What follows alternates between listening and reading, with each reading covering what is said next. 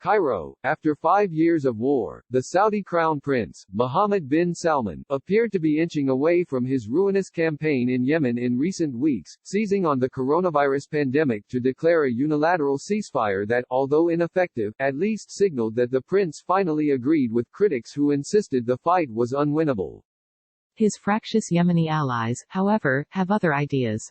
A declaration of self-rule over the weekend by Yemen's leading separatist group, which seized control of the southern port city of Aden and its central bank, threatens fresh chaos in the war-torn country.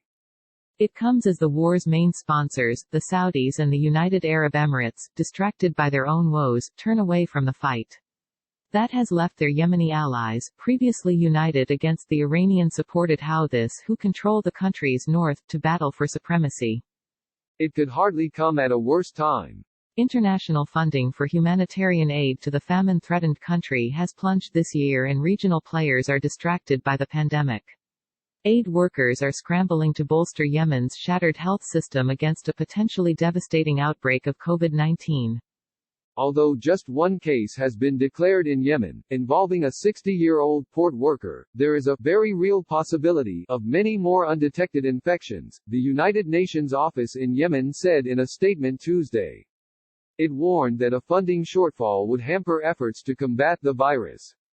This increases the likelihood of a surge of cases which may quickly overwhelm health capacities, the statement said. The self-rule declaration by the separatist group, the Southern Transitional Council, raises the specter of renewed clashes inside the coalition assembled by Prince Mohammed in 2015 in an effort to oust the Houthi rebels from the Yemeni capital, Sana'a. The council, based in Aden, is at odds with its nominal ally, President Abdu Rabbu Mansur Hadi, who leads Yemen's weak, internationally recognized government. Its forces are based in 2 provinces adjoining Aden. The factions have clashed sporadically for over 2 years. The feud descended into open warfare last August after the United Arab Emirates withdrew most of its forces from southern Yemen, apparently weary of the Saudi-led campaign against the Houthis, leaving behind a power vacuum. After clashes that killed 40 people, Saudi Arabia deployed troops to Aden and, in November, brokered a peace deal between the southern separatists and Mr. Hadi that was signed in Riyadh. That deal collapsed on Saturday, when separatist fighters surged through the streets of Aden, seizing control of government offices and waving the flag of South Yemen, a communist country that existed from 1967 to 1990. On Monday, the Saudi-led coalition pleaded with the separatists to reverse the self-rule declaration, which it called an escalatory action, in a call that was backed by the United Arab Emirates, which has traditionally funded and armed the separatists. The United Nations envoy, Martin Griffiths, joined the calls for a de-escalation. The latest turn of events is disappointing, especially as the city of Aden and other areas in the south have yet to recover from flooding and are facing the risk of COVID-19, Mr. Griffiths said in a statement.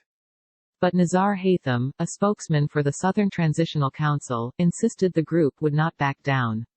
The Southerners have the right to govern themselves and manage their revenues, he said by phone on Tuesday.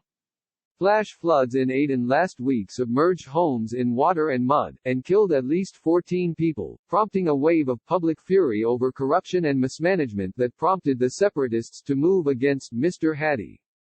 But more prosaic factors also lie behind the upheaval. Since January, the Emirates has stopped paying salaries of about $400 to $530 a month to separatist fighters in Aden, a senior council official said. The Saudis refused to make up the shortfall, stirring anger in the ranks.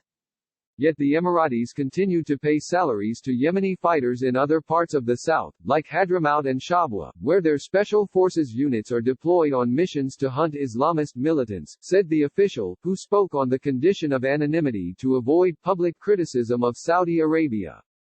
The war within a war adds yet another dimension to the chaos of Yemen, where years of foreign meddling have inflamed long-standing Yemeni rivalries and power struggles. Analysts say that any violent clashes between the two sides are likely to erupt in Abiyan Governorate, which lies between their forces. At the same time, the leaders of those groups are based in neighboring countries. Idris al-Zubaydi, who heads the Southern Transitional Council, lives in Abu Dhabi, while President Hadi is in Saudi Arabia. The southern schism plays into the hands of the Iran-supported Houthis, whose forces have pushed aggressively into oil-rich Marib province in recent weeks. Prince Mohammed tried to slow that advance by declaring a unilateral, 2-week ceasefire on April 9. That was later extended for the duration of the holy month of Ramadan, which started last weekend. But fighting has continued, with the Saudi-led coalition and the Houthis accusing each other of breaches. Prince Mohammed's appetite for the war in Yemen appears to have waned in the past year, amid global condemnation of Saudi military tactics that killed thousands of civilians in airstrikes. Plunging oil prices in recent weeks have significantly raised the financial strain of the war for the kingdom. A series of talks between Saudi and Houthi officials aimed at ending the war have made little progress, Mahdi al-Mashat, the president of the Houthi Supreme Political Council, told a Yemeni newspaper on Saturday. But it is unclear how much control the Saudis or Emiratis exert over their Yemeni proxies. When the Emiratis drew down their forces last year, said Peter Salisbury of the International Crisis Group, they signaled they were no longer willing to keep a lid on things.